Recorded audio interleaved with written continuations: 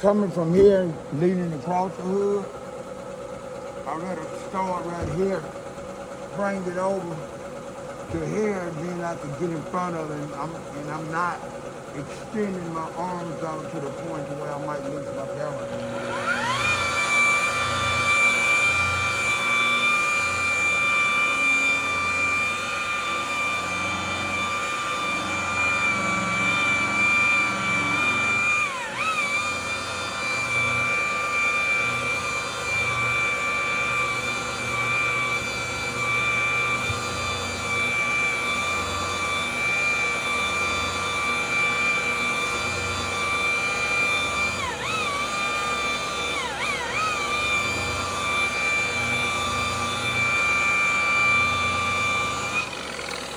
It's easy to lose your balance doing this kind of work, especially if the floor is wet or slippery.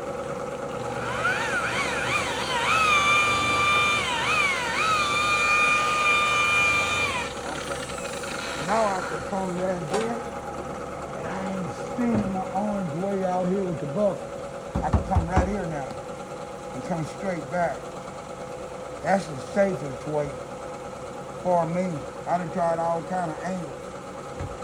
That ain't working the best.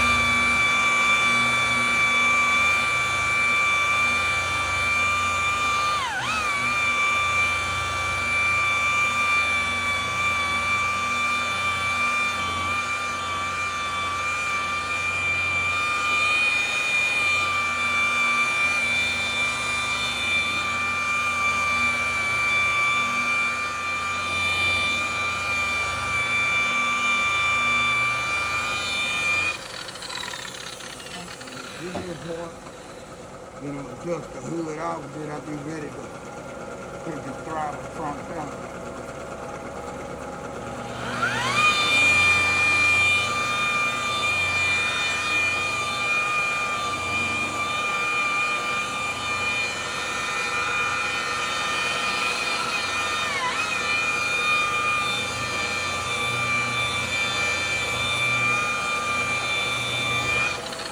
Okay, keep it going. Now, over 99% of my cars, I wash them. Because of this car color, plus I'm getting a late start on it, buffing the car out. The car wasn't dirty, it had dust, but it wasn't dirty. Because of the color, because it wasn't dirty, I was able to do a wool pad cut using heavy duty cutting cream and then have to wash it. Now if I want to, once I get finished with the pump job, I can do it after I finish doing the first stage, first step, cut. I can wash it. I can wait until I do the second step to wash it, or I don't have to wash it, period.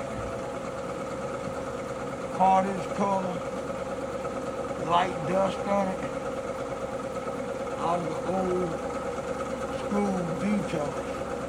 I'm talking about details that was grown men when I first started detailing at the age of 18. Not dirty, it's dusty. Use that little grit for compact. Dust that car like it is.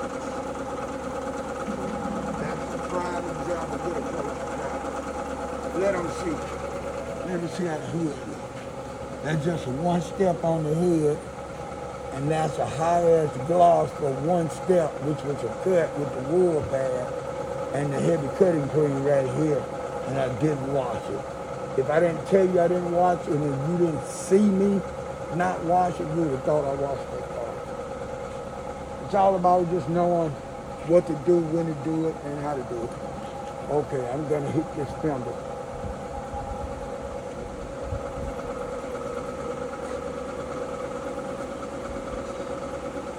This fender, gonna make that fender, then I'm gonna do the back. I'm trying to do all that before I get on top. and do the talk. You can stand right here. That'll probably be the best. Ain't no for you to stand. Wow. When you get ready to shoot, do this video right here, when you come around and you look straight across the hood, you see what I'm talking about. You see the cars over here.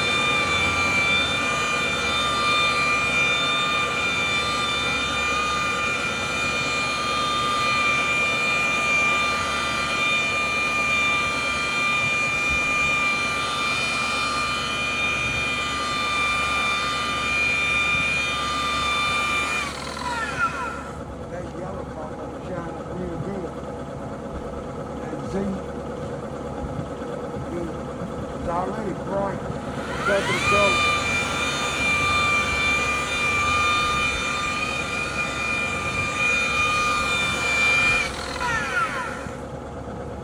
Yeah, they didn't. I don't know how long this car was on the lot before we bought it, but they didn't do no crazy stuff job or detail on the car.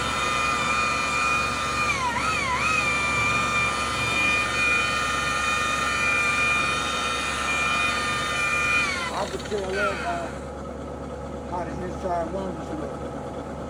And I could tell also by how many water spots was on the lungs outside.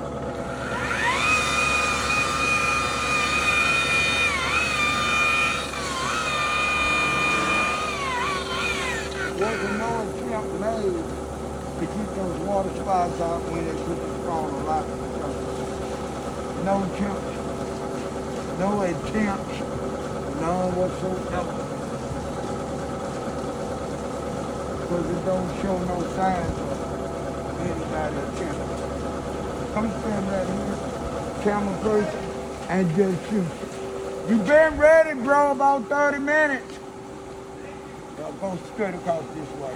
Come over this way, shoot straight across. That way they can see the action shine with just a one step. Cutting cream, wool pad, buffer. That's all I've done. And if you look at it, it looks like I've done a second step. And I just did one step.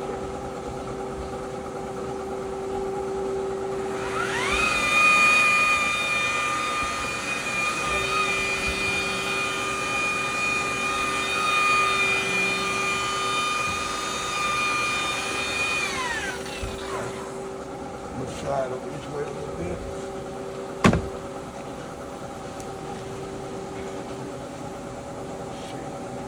I might have to stand up to get this mirror. We'll see.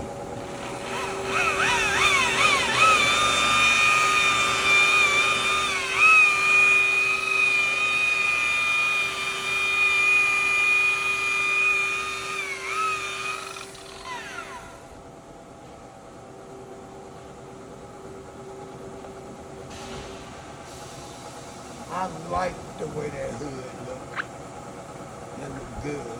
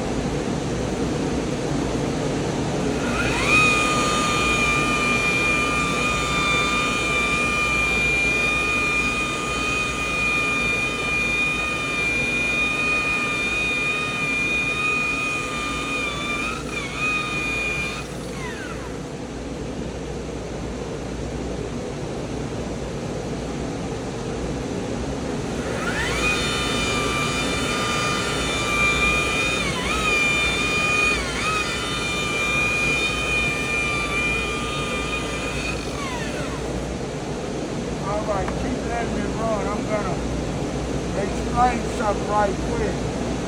A lot of detailers don't know. They when they do a detail on a car, they got motors like this that's not the color of the car. A lot of times they'll use some type of temporary shine to go on there. But what they don't know is this can be shined up. You just can't use no wool pad. You can't put no cutting cream or buffing cream on it. What you do is you take a finishing pad that you done use on a car for the second step. You have like a base substance that's inside the finished pad. To show you what I'm talking about, I'm going to do a quick demonstration. I got my pad over here. I done already used this pad earlier, so I know it's got some of the same stuff that I'm talking about already in it. And I found this out while working for Honda. I hit one of these by mistake when I was bumping the car, and it started shining up, and I was like, what the hell? But I'm gonna give y'all a demonstration.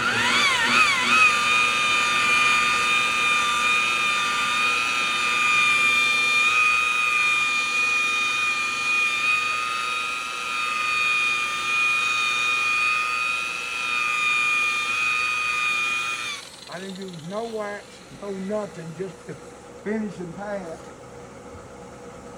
Now this shine is not temporary for us. What you, if you lose a lubricant or something to shine it up, it's a natural shine, and I just made it look fresher. If I want to, I can give it a couple more strokes to make it look better. But I found that out just by mistake. Like I said, I was bumping the car, and it hit one of them trims, and it shined up, and I was like, wow, I couldn't believe that. And that's what I ended up with. So I just wanted to point that out. And then another thing that a lot of detailers fail to do, and I was guilty of it too. And the place I was working for, it was a dealership, a Nissan dealership, and they had the service manager lived in Kirkland, so he had one of the dealerships in Kirkland that the owner owned detailed his car to keep him bringing it away to Birmingham where we worked. And I walked up on him telling the district manager that he had used the detail department in Kirkland, and he was disappointed. And he pointed out how the marks that he had in his door, from opening his door, closing his door, how those scratches were there before he dropped the car out to be detailed. And when he came to pick the car up, those same scratches were in all doors. He said they didn't even attempt to try to get the scratches down or smooth the scratches down. And I was saying, I asked them, did they know if they supposed to do that or not? Because nobody never asked me to do that for them. And he told me that's a part of detail. I shouldn't have to ask them to do it. They should have did it. You know, the guys he was talking about was in the maybe 20, 22. And here I am up there at the time, I'm out there 50. So I didn't ever hear that before. But now, every car I do a detail on, and I buff it, I take cutting cream, I put it in here, I take me some kind of soft towel, and I work in there and work in there and work in there until I get some of that stuff out. I know they got tubes that go up in there. I don't own any of the tubes, and that's the quickest way for me to do it. I do it as I'm buffing the car, going around the car, I hit each one of these. If it's 2-door, I do 2 on. If it's a 4-door, I do 2 on one side and the other 2 on the other side. Just a little bit more knowledge of the detail game that I'm passing out for anybody that wants to pick up the free knowledge. All right. I'm going to hit that mirror a little bit. I'm gonna come down here. Then after that, that better be good. I'm gonna keep on buffing, but I'm gonna have my camera person stop. I done already did the hood. I did the front fender. I did the bumper. And I did this part of the door. I did the mirror. So after I finish this door, I'm gonna stop recording. Next time I have the buffer. Next time I record, I should have the finishing pad on my buffer instead of the cutting pad. That should even be used in trying to different colors.